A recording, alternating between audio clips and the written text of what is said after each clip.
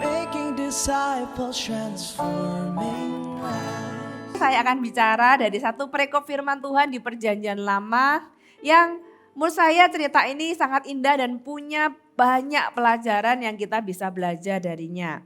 Satu perikop ini adalah cerita bagaimana Tuhan menyembuhkan seorang panglima tentara Aram yang bernama Naaman. Ya, jadi Naaman ini bukanlah anak Tuhan atau bukanlah orang Israel pada waktu itu. Malah yang ada Naaman itu adalah musuh dari Israel. Ya, tentara Aram, orang Syria itu sebenarnya musuh dari Israel, tapi Tuhan itu menyembuhkan si panglima tentara ini. Bahkan kalau sudah baca di ayat yang pertama dari 2 Raja-Raja pasal yang kelima ditulis oleh sebab dia, karena Naaman ini seseorang yang di mata Tuhan punya kualitas tertentu, Tuhan itu memberikan kemenangan kepada Aram gara-gara Naaman ini. Jadi membuat saya tertarik untuk mempelajari dan menggali lebih dalam.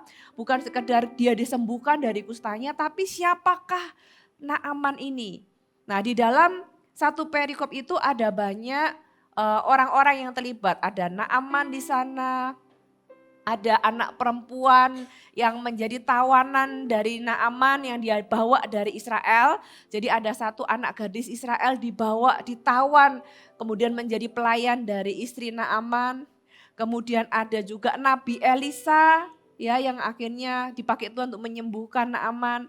Ada Raja Aram dan yang mengirim surat kepada Raja Israel, respon-respon Raja Israel tadi saya jelaskan di ibadah sebelumnya.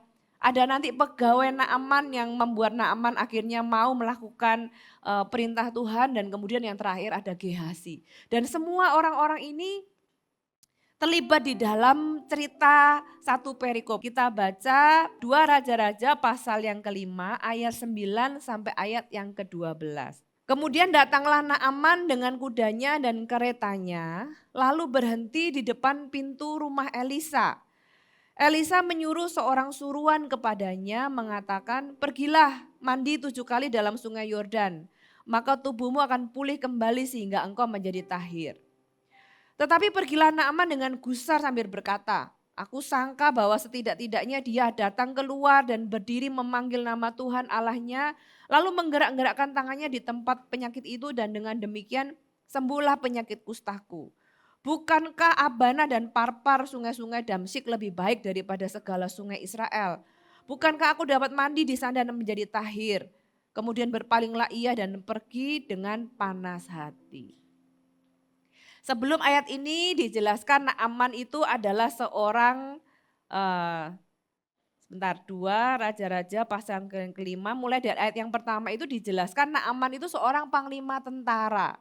Orang yang dikatakan pahlawan, pahlawan tentara orang yang menang sekali kemanapun dia pergi berperang. Dan Naaman ini juga adalah orang yang menembak atau memanah Raja Ahab yang membuat Ahab raja yang sulit ditaklukkan itu akhirnya meninggal dunia. Gitu ya. Naaman adalah orang yang luar biasa tapi dia punya kusta. Ya, itu sudah saya jelaskan di ibadah yang pertama tadi, kadang orang itu bisa apa ya, kaya sekali, terpandang sekali, tapi dia punya masalah juga berat sekali. Pernahkah Anda punya kenalan teman gitu ya, yang kaya raya tapi ternyata keluarganya berantakan. Orang yang di posisi yang sangat tinggi tapi dia itu punya anxiety disorder yang sulit, yang sudah lama nggak sembuh. Kita nggak bisa lihat orang itu cuma dari posisinya atau apa yang dia miliki. Kita nggak tahu apa yang tidak terlihat di depan mata. Karena setiap orang itu pasti punya kekurangan atau kelemahan dan bahkan masalah yang membuat orang itu membutuhkan Tuhan. Puji Tuhannya dari ayat-ayat ini kustanya Naaman tidak membuat dia terpuruk tapi akhirnya membuat dia ketemu dengan Allah Israel dan membuat dia bertobat. Dan di situ ada peran dari seorang tawanan yaitu anak perempuan Israel yang ditawan dibawa ke Aram bersama dengan Naaman akhirnya bisa menjadi orang yang memberikan kabar baik gara-gara gadis inilah Naaman itu akhirnya disembuhkan. Karena dari sisi yang lain juga tadi saya ajak jemaat belajar kita di posisi yang tinggi. Kayak Naaman sekalipun kita nggak boleh anggap remeh orang lain. Kalau kita anggap remeh, kalau Naaman itu menganggap remeh si gadis yang cuma pekerjaannya jadi pelayan, dia nggak akan disembuhkan. Jadi orang nggak boleh terlalu sombong sampai kita itu meremehkan orang lain yang mungkin tidak lebih hebat dari kita. Mungkin secara pekerjaannya itu mungkin di bawah kita gitu ya. Tapi kita tidak boleh meremehkan orang lain. Jangan-jangan pesan Tuhan itu juga diberikan lewat orang-orang yang kita anggap rendah. Kalau kita remehkan mereka, kita bisa kehilangan berkat kita. Kita bisa kehilangan suara Tuhan, kita bisa kehilangan jalan yang mestinya Tuhan itu mau tolong kita. Nah puji Tuhan Naaman tidak meremehkan gitu ya. Dan Naaman adalah orang yang loyal, bisa diandalkan gitu ya. Kemudian dia ketika Raja Aram itu memberikan surat kepada Raja Israel kebakaran jenggot. Gimana ini aku gak bisa menyembuhkan. Raja Israel mengoyakkan pakaiannya, singkat cerita Elisa memberi pesan kepada Raja Israel, suruh Naaman itu datang kepadaku, ngapain kamu sampai stres? Di Israel ada nabi, biar dia tahu bahwa di Israel ada nabi Tuhan. Itu kalimat terakhir yang ada di pasal yang ke-8. Oleh sebab itu lanjut ke pasal yang ke-9 ini, ayat yang ke-9 ini ditulis, kemudian datanglah Naaman dengan kuda dan keretanya. Ini sebuah rombongan yang besar. Bukan sekedar dia naik kuda dan kereta. Kalau sudah baca ayat-ayat setelahnya, dia datang dengan pegawai-pegawainya. Jadi dia ini adalah panglima tentara yang sudah biasa punya protokol khusus. Kalau pergi itu iring-iringannya itu banyak. Karena dia itu posisinya sangat tinggi, satu level di bawah raja. Tapi dibanding dengan yang lain itu sangat tinggi. Dia nggak biasa pergi sendirian, dia pergi dengan kereta ya mungkin mobilnya itu mobil anti peluru gitu ya karena dia panglima. Atau limosin mungkin karena ketenarannya. Dan berbagai rombongan dengan iring-iringan. Jadi orang ini datang dengan kemegahan posisi dan apa yang dia miliki. Saudara ya, datang kepada Elisa lalu berhenti di depan pintu rumah Elisa. Seperti yang Raja Israel katakan suruh datang ke Elisa. Dan dia datang dengan semua kemegahannya. Lalu Elisa menyuruh seorang suruhan. Jadi Elisa nggak keluar saudara, kalau di budaya kita ini nggak sopan. Orang datang yang suruh keluar pembantunya.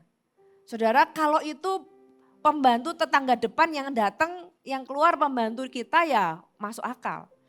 Tapi kalau yang datang itu sekelas menteri gitu ya, dengan semua rombongannya dan kita tidak ketemu, tidak menemui, apa jadinya gitu ya. Coba lihat di sini Elisa itu tidak menemui orang ini. Dia menyuruh suruhan. Kasih tahu, kamu keluar kasih tahu. Dia kan cuma butuh sembuh kan. Dia mau sembuh kan, ya udah kasih tahu aja suruh dia pergi mandi 7 kali ke dalam sungai Yordan. Nanti dia sembuh. Saudara, ketika saya baca ini ya sampai di kalimat ini. Ketika Elisa itu meresponi dengan demikian. Saya jadi orang yang cukup kagum dengan nabi yang satu ini. Zaman sekarang mungkin gak banyak orang seberani Elisa. Yang tidak goyah dengan kemegahan seseorang. Ya, kalau zaman sekarang gitu ya. Wah yang datang sekelas presiden, sekelas menteri. Beranitah kita itu tanda kutip tidak menemuinya gitu ya. Elisa ini ketika saya semakin baca sampai ayat terakhir, ayat yang ke-27 di perikop ini itu.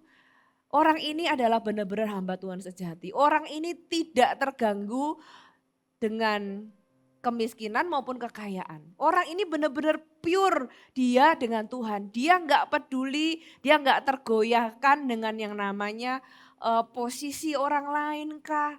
Dia nggak tergoyahkan dengan apa yang orang lain bawa, apa yang orang lain punya. Dia benar-benar nggak kompromi sama sekali.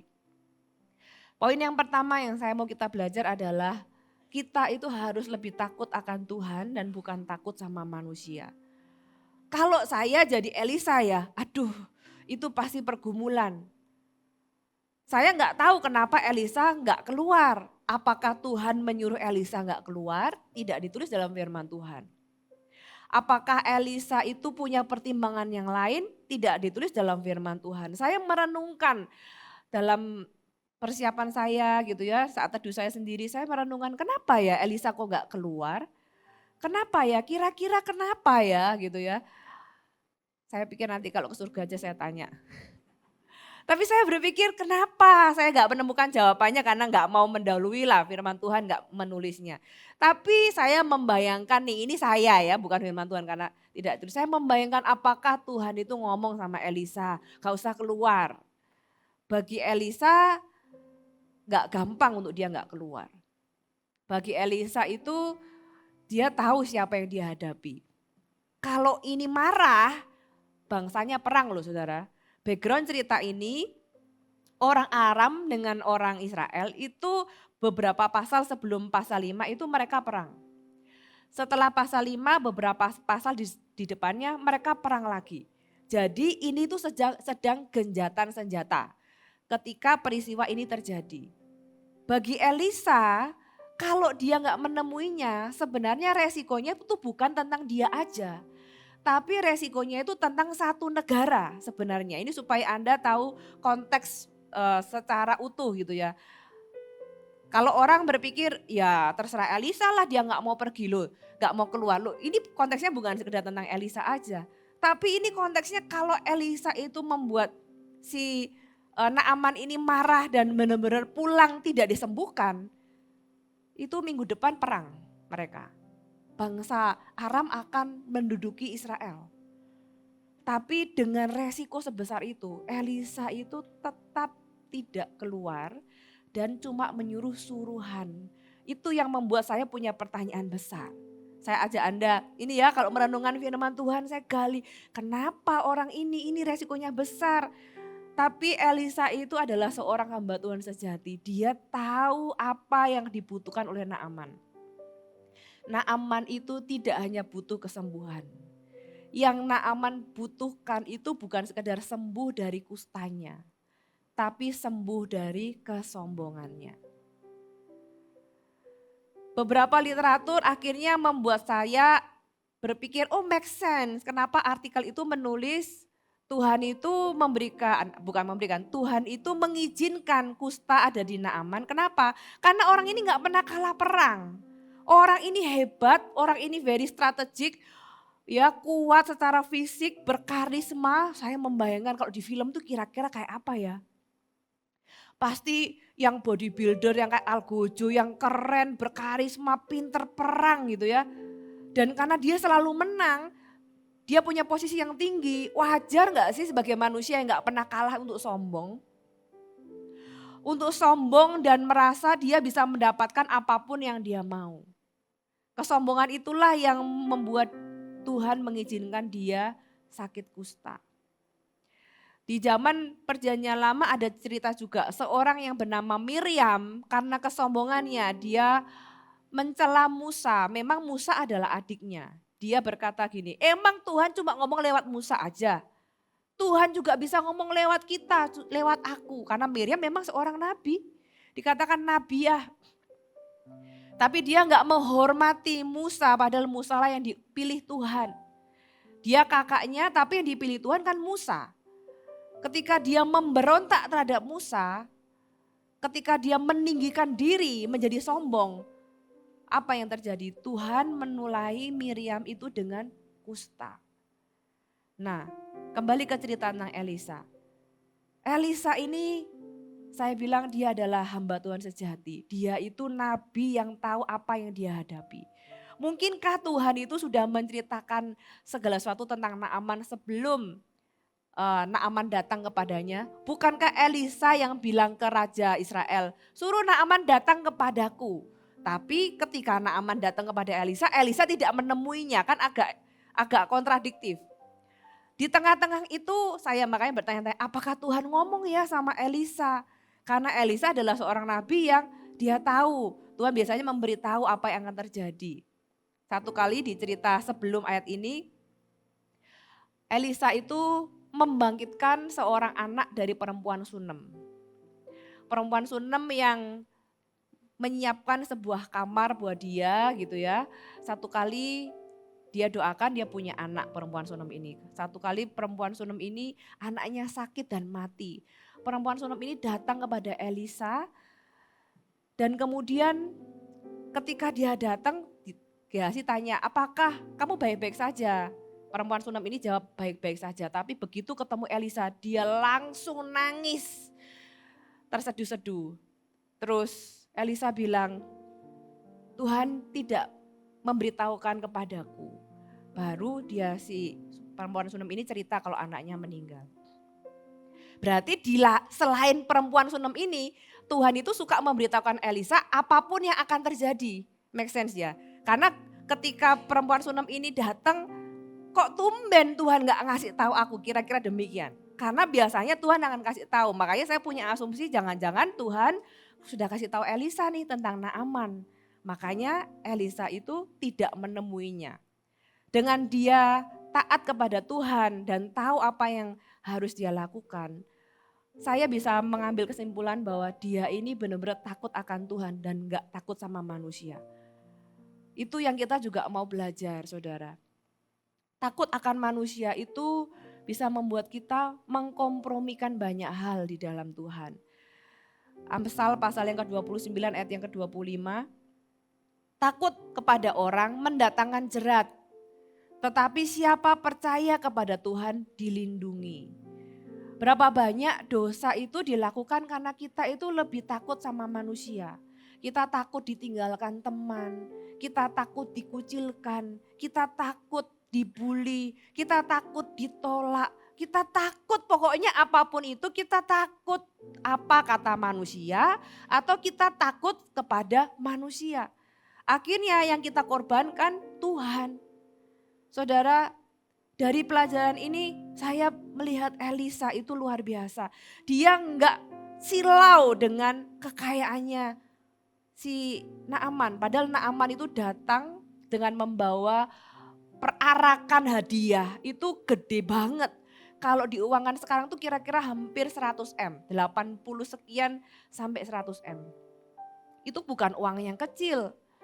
Naaman punya banyak hal gitu ya. Dan dia berpikir karena dia selama ini menang di mana-mana, dia pikir dia juga bisa beli yang namanya kesembuhan. Dan dia pikir dia bisa menaklukkan si nabi di Samaria ini.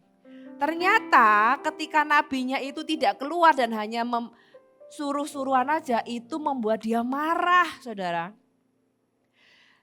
Posisinya, egonya terganggu. Selama ini orang kalau ketemu dia mungkin tundukkan kepala. Orang selama ini kalau ketemu dia memperlakukan dia dengan luar biasa, dengan khusus. Karena tahu siapa dia. Ini si nabi ini benar-benar menemui aja enggak gitu ya. Cuma suruh orang lain. Saudara, kalau Anda di posisi tertentu, ya, terus Anda diperlakukan seolah-olah direndahkan, orang itu bisa marah. Enggak sedikit, ya, orang itu marah. Lu enggak tahu siapa gua gitu ya. Kalaupun tahu terus kenapa gitu ya. Terus kalau enggak tahu, Tuhan Yesus aja enggak semua orang tahu gitu kan. Kenapa harus tahu siapa lu gitu. Tapi orang itu bisa merasa dengan posisinya itu dia merasa berhak mendapat perlakuan khusus dari semua orang. Karena si Naaman ini memang sudah sepatutnya dia itu dengan posisinya ya semua orang yang tahu pasti akan memperlakukan dia dengan khusus, dengan luar biasa, dengan baik, dengan sangat baik gitu ya. Nah, ketika Elisa memperlakukan dia seperti orang biasa, bukan siapa-siapa. Yang terjadi, pergilah Naaman dengan gusar. Aku sangka setidak-tidaknya ia datang keluar, berarti kan dia minta Elisa keluar. Ekspektasinya dia Elisa itu menemui dia, ya kan? Dan berdiri memanggil nama Tuhan Allahnya lalu menggerak-gerakkan tangannya, gitu kan? Wah, sukanya pertunjukan, maksudnya sesuatu yang sensasional. Setidaknya menggerak-gerakkan tangannya di tempat penyakit itu dan dengan demikian menyembuhkan kustaku. Saudara, pelajaran yang kedua yang kita mau belajar adalah kemarahan itu tidak menyelesaikan masalah. Dia pergi dengan gusar. Gusar itu lebih dari sekedar marah. Marah sampai terganggu gitu ya. Marahnya itu nemen. Marahnya itu besar gitu ya. Sehingga dia mengungkapkan kemarahannya dan ketika dia marah dia ungkapkan ekspektasinya. Aku sangka sebenarnya di dalam pikirannya dia punya bayangan, oh nanti kalau aku ketemu Elisa itu Elisa akan begini. Ternyata ekspektasinya dia tidak menjadi kenyataan. Pelajaran yang ketiga adalah ekspektasi yang salah itu bisa membunuh iman. Ekspektasi kita yang salah terhadap Tuhan itu bisa membunuh iman kita loh saudara. Aku pikir kalau datang itu kalau di dalam hadirat Tuhan itu akan gini, goncang-goncang terus ngalami Tuhan nangis sampai rebah. Loh kalau enggak gitu emang enggak ada hadirat Tuhan. Gitu ya. Orang kadang-kadang cari manifestasi baru dia mengukur di situ ada hadirat Tuhan. Kalau enggak ngalami apa-apa merasa bahwa enggak ada hadirat Tuhan. Ya itu kan sama kayak Naaman. Setidaknya ada dia menggerak-gerakkan tangannya sampai terjadi kesembuhan. Dia cari yang sensasional karena memang dia selama ini menghidupinya, maksudnya tinggal di dalam banyak sensasi dengan posisi dan kekayaannya. Di dalam gereja Tuhan kita nggak boleh punya ekspektasi yang salah seperti Naaman. Di dalam kerohanian kita bisa salah sangka sama Tuhan, bukan Tuhan yang salah tapi ekspektasi kita yang salah. Dan itu membunuh iman kita. Loh aku pikir kalau aku berdoa langsung dijawab Tuhan. Ternyata enggak. Kenapa? Kita akhirnya meninggalkan Tuhan bukan karena Tuhan gak tolong tapi karena ekspektasi kita salah. Kita pikir kalau aku doa itu pasti nanti akan ngalami sesuatu. Terus kita gak ngalami, yang disalahkan Tuhan. Padahal yang salah ekspektasi kita. Dan itu membunuh iman kita. Berapa banyak orang itu meninggalkan Tuhan, kecewa sama Tuhan karena Tuhan tidak memberikan atau tidak menolong dia seperti cara yang dia harapkan. Naaman berharap caranya itu begini loh. Caranya itu dia keluar, terus dia menggerak-gerakkan tangannya, memanggil nama Tuhan. Dengan demikian itu cara yang sebenarnya aku harapkan untuk si Elisa ini menyembuhkanku. Banyak orang Kristen imannya itu menjadi mati karena dia punya harapan-harapan cara Tuhan menolong dia. Kalau Tuhan nolong aku tuh caranya gini loh, Tuhan itu tiba-tiba kasih aku jackpot gitu. Kasih aku pekerjaan, kasih aku kesembuhan instan gitu ya. Ketika Tuhan gak segera menyembuhkan karena ekspektasinya itu mujizat yang instan. Padahal Tuhan bisa pakai segala cara. Tapi kita itu berharap cuma satu cara ini. Dan kalau Tuhan gak pakai cara ini kita kecewa dan marah seperti Naaman. Saudara, Tuhan itu tidak harus memenuhi ekspektasi kita. Tuhan itu tidak harus melakukan seperti cara yang kita harapkan. Tuhan punya jalan sendiri. Firman Tuhan katakan jalanku jauh lebih tinggi dari jalan-jalan kita. Ya pikirannya jauh lebih tinggi daripada pikiran kita. Nah kalau kita kotak Tuhan dengan cara yang kita mau, gak heran banyak orang Kristen itu kecewa. Gak heran banyak orang Kristen meninggalkan Tuhan. Bukan karena Tuhannya yang salah, tapi karena ekspektasi kita yang salah. Ya, dan ayat yang ke-12, bukankah Abana dan Parpar, sungai-sungai di Damsyik lebih baik dari segala sungai Israel? Bukankah aku dapat mandi di sana dan menjadi tahir? Kemudian berpalinglah ia dan pergi dengan panas hati. Ya, dia marah gitu kan. Kenapa? Karena egonya kesentuh. Karena ada sesuatu yang melanggar egonya dia. Ya, makanya saya kasih judul khotbah jam 1 ini, Tuhan itu harus di atas ego. Kalau Tuhan itu di bawah ego kita, gitu ya, ego kita lebih tinggi daripada Tuhan, kita akan kehilangan banyak berkat Tuhan, saudara. Coba kalau ayat ini selesai di sini dan gak ada kelanjutannya, ya, perikop berikutnya mungkin diawali dengan Aram dan Israel berperang. Kenapa? Karena si Naaman pulang kembali ke negaranya dengan panas hati. Apa-apaan ini? Aku sudah jauh-jauh ke sana, gak ditemui, malah disuruh mandi. Mandi di sungai yang jelek lagi, kotor lagi. Kan ada sungai lain yang lebih bersih. Apa-apaan ini? Dia pulang ngomong sama rajanya. Rajanya marah, ya sudah. Singkat cerita, perikot berikutnya Israel perang. Tapi puji Tuhan ayat ini gak berhenti di sini.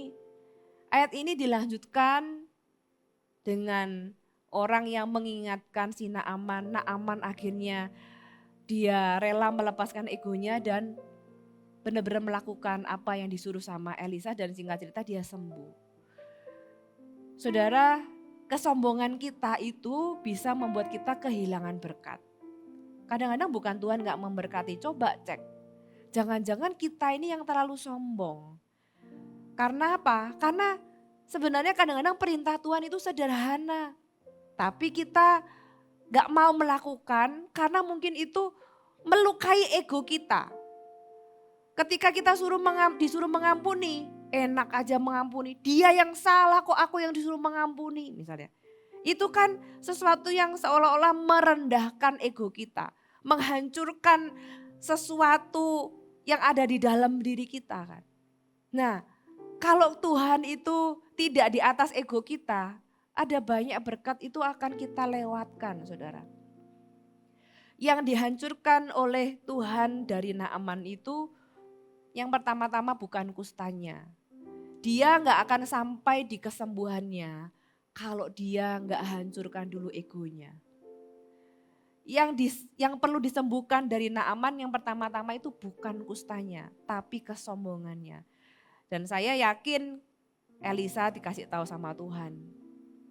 Tuhan tahu caranya si Naaman ini supaya sembuh. Karena untuk menyembuhkan kusta itu lebih gampang daripada nyembuhin kesombongan. Karena apa? Karena kusta itu kan cuma manifestasi tapi akarnya itu sombong. Kalau misalnya dia itu enggak dihancurkan kesombongannya. Terus dia langsung disembuhkan dari kustanya. Apa pulang gak tambah sombong itu dia. Pulang tambah sombong, balik lagi kustanya lebih parah lagi. Jadi kadang-kadang sebelum Tuhan memberkati kita, ada sesuatu di dalam diri kita itu yang Tuhan proses dulu. Dan kadang-kadang itu sakit, saudara. Sakit rasanya ketika kesombongan kita, ego kita gitu ya, kedagingan kita itu rasanya kayak diiris-iris. Kayak rasanya sakit melalui proses Tuhan. Tapi percayalah saudara, kalau Anda melalui proses itu dengan baik, di balik proses itu ada berkat Tuhan disediakan. Yang percaya katakan amin. Ada kesembuhan disediakan, ada terobosan disediakan. Tapi kadang-kadang kita gagal melalui proses itu karena sakit. Terlalu sakit sehingga kita memilih untuk berhenti dan tetap pada kondisi kita, tidak berubah. Padahal Tuhan mau kita itu berubah dulu bagi Tuhan, memberi berkat, memberi terobosan. Itu gampang. Karena memang nature-nya Tuhan itu suka memberkati umatnya. Tapi Tuhan itu mau kita siap nampung berkatnya Tuhan. Kalau kitanya masih sombong terus kita semakin diberkati, itu akan membuat kesombongan kita semakin menjadi-jadi. Itulah kenapa sesuatu yang di dalam itu lebih penting daripada apa yang di luar. Tuhan itu lihat apa yang manusia gak bisa lihat. Tuhan tahu apa yang sakit sebenarnya di dalam diri kita lebih dari sekedar fisik kita. Yang orang lain lihat Naaman itu sakit kusta. Tapi yang Tuhan lihat Naaman itu sombong, makanya dia harus belajar rendah hati. Itulah kenapa Elisa itu nggak menemui dia dan malah nyuruh kasih perintah, kasih pesan yang sederhana sebenarnya, tapi merendahkan egonya dia. Bayangkan seorang panglima tentara mandi 7 kali di sungai yang kotor gitu kan. Di sungainya Israel, makanya dia bilang sungai di luar Israel itu lebih bersih, lebih bagus. Malu aku kalau mandi di sungai Yordan. Aku orang kaya, orang terpandang, mandi di sungai Yordan. Apa kata dunia gitu kan. Zaman now sudah viral itu.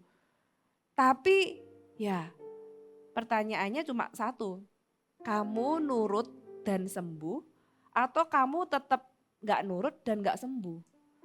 Kadang-kadang itu pilihan hidup kita tuh cuma 2 kok. Kamu taat, tapi untuk taat itu yaitu daging kita harus mati gitu ya. Ngalami proses dari Tuhan dan sebagainya. Kamu taat dan kamu alami berkat atau kamu tetap ngotot gak taat dan ya udah gitu ya. Bukan Tuhan gak menjawab doa, kadang-kadang Tuhan menunggu kita untuk melakukan apa yang Tuhan suruh. Saudara, firman Tuhan katakan di Efesus pasal yang keempat ayat ke-31. Ditulis segala kepahitan, kegeraman, kemarahan, pertikaian dan fitnah hendaklah dibuang dari antara kamu. Demikian pula segala kejahatan. Kalimat demikian pula segala kejahatan itu berarti kejahatan itu setara dengan kepahitan, kegeraman, kemarahan, pertikaian. Tuhan mau itu semua dibuang, disingkirkan dulu. Itu adalah penghalang berkatnya kita. Itu kayak batu besar yang membuat kita itu nggak bisa meraih apa yang Tuhan sediakan. Itu dulu dibuang, sebenarnya di situ ada berkat Tuhan. Kalau itu disingkirkan, sebenarnya di balik itu loh jawaban doa kita. Nah, tapi untuk menyingkirkan batu besar, dan kadang-kadang batu besar itu ada di dalam sini, itu benar-benar butuh proses. Ya kan, saudara yang tahu kalau Anda disuruh mengampuni, Anda yang tahu kalau Anda disuruh tiba-tiba nyapa orang yang menyalahi Anda yang disuruh melakukan sesuatu yang sulit, mungkin Anda disuruh memberi kepada musuh Anda, atau apapun perintah Tuhan yang hari ini Anda masih tunda.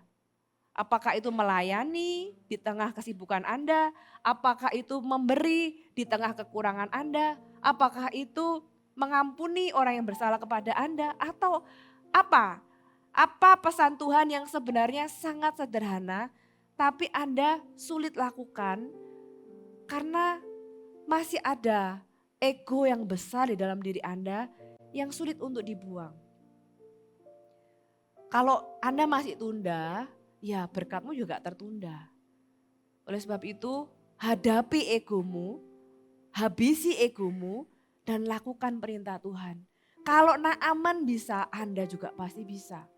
Kalau Naaman yang sesombong itu bisa akhirnya memilih untuk rendah hati dan taat perintah Tuhan, Anda juga pasti bisa.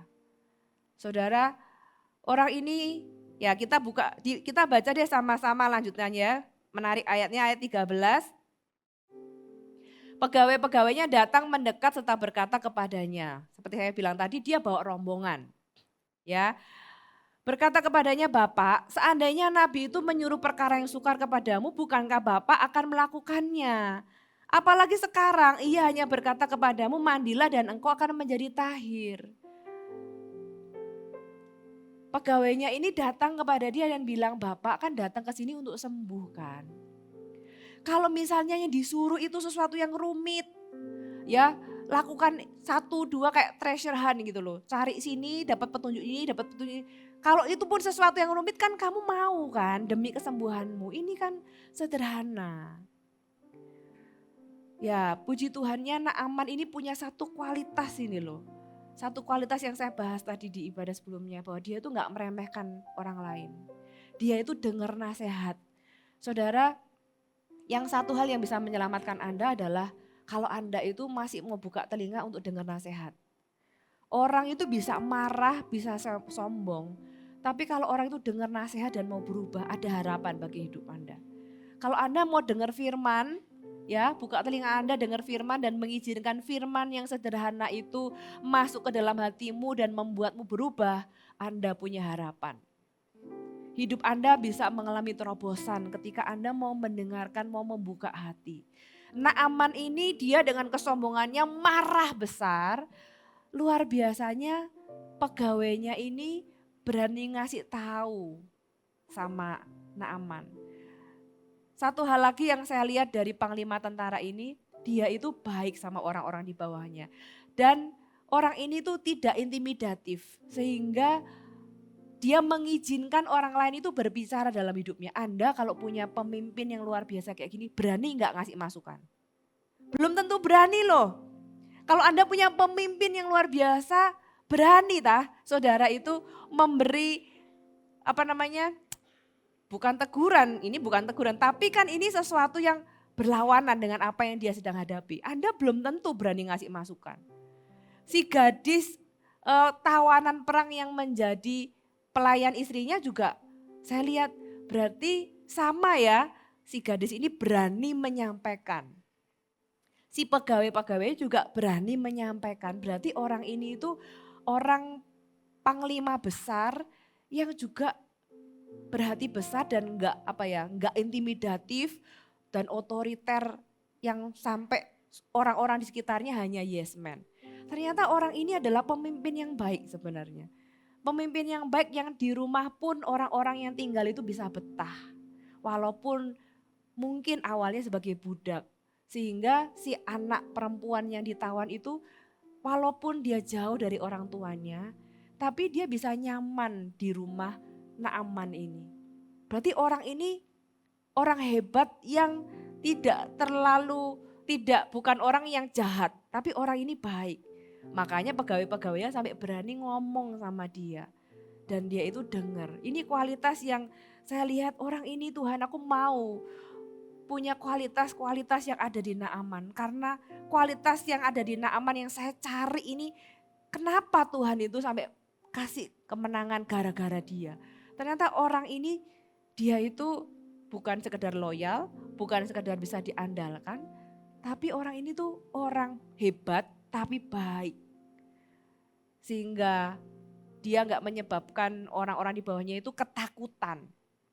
Kalau Anda hari ini seorang pemimpin di perusahaan, di toko, di manapun gitu ya pemimpin, jangan jadi orang yang jahat. Jahat itu dalam arti sehingga orang-orang di sekitar Anda itu sampai gak berani ngomong untuk memberikan masukan yang baik.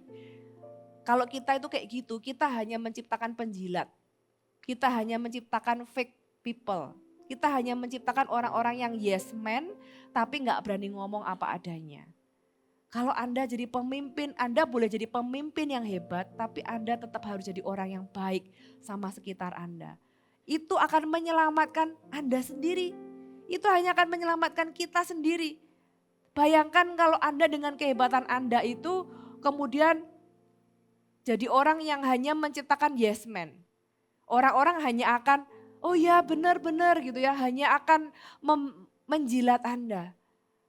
Saudara, yang rugi malah kita. Kita kehilangan banyak berkat.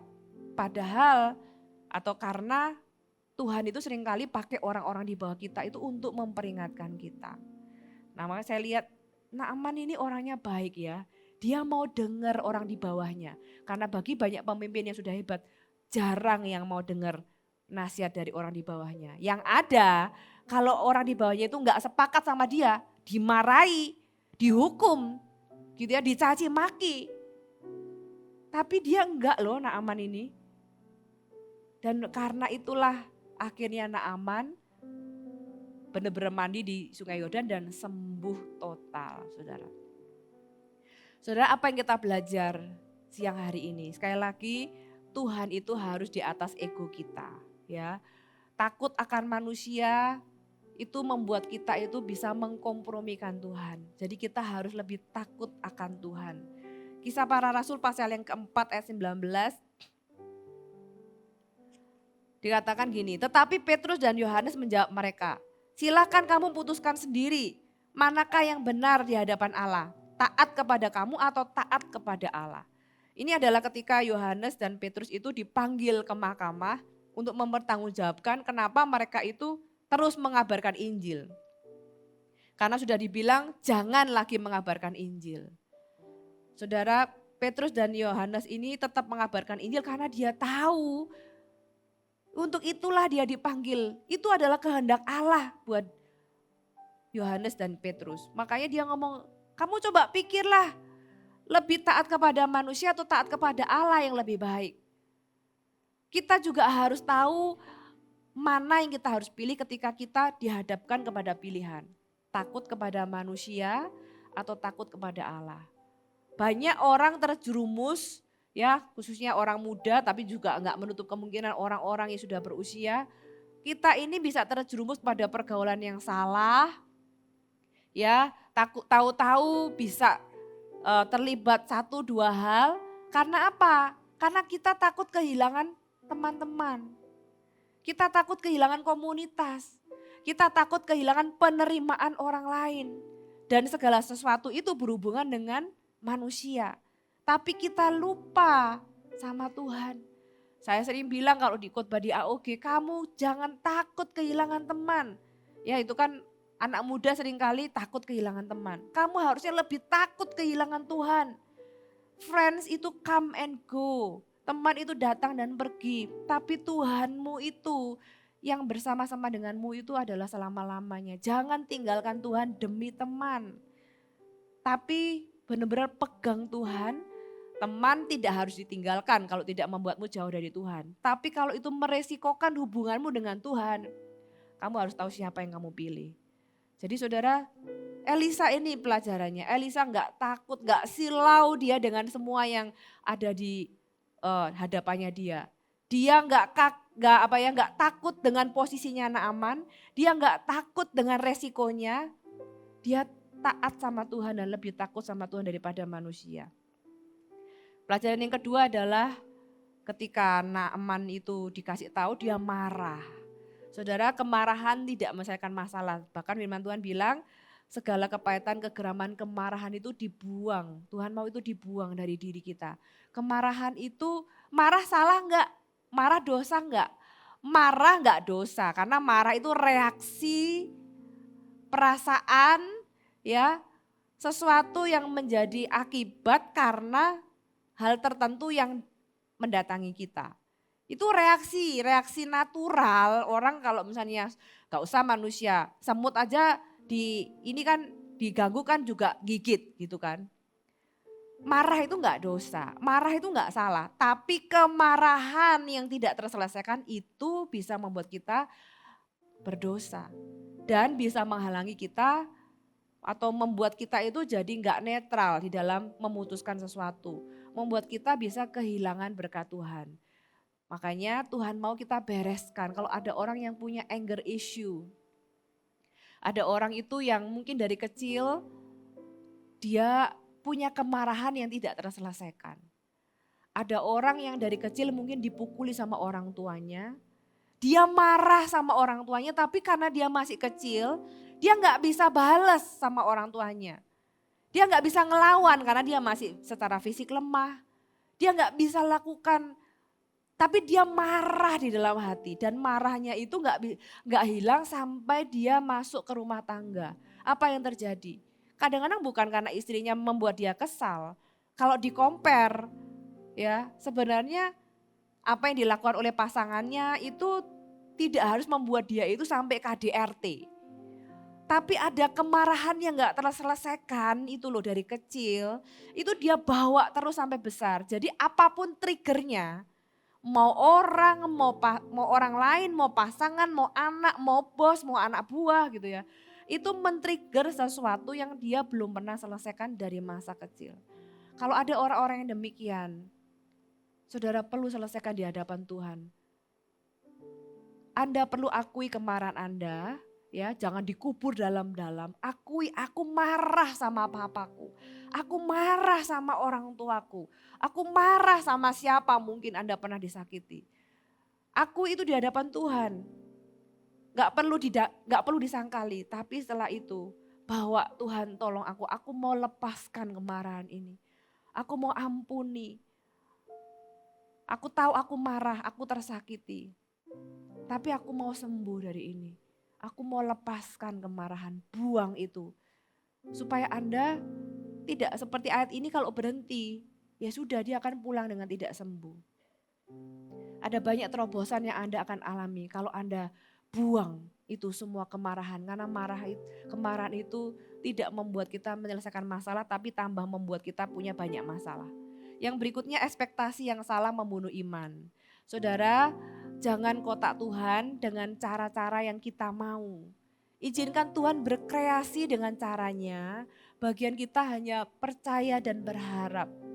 Ya Tuhan gak perlu menuruti apa yang menjadi bayangan kita. Tuhan tuh aku maunya tuh begini, begitu, begini, begitu. Caranya tuh kalau Tuhan mau nolong perusahaanku tuh caranya begini, begini, begini. Tuhan punya 1001 cara yang lebih baik dari apa yang Anda pikirkan.